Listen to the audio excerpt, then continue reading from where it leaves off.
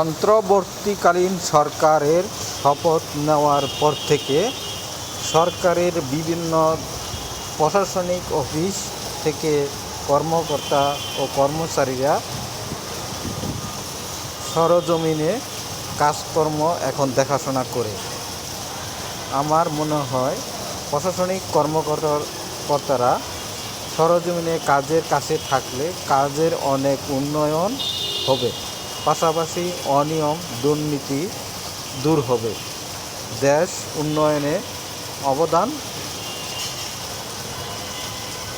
রাখবে। আমরা আশা করি ডক্টর ইউনূসের নেতৃত্বে দেশের প্রতিটি প্রশাসনের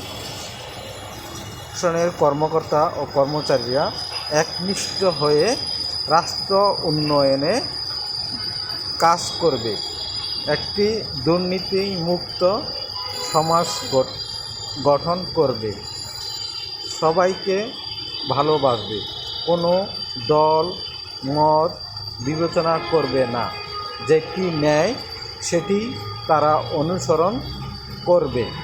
তাহলেই দেশের উন্নয়ন করা সম্ভব।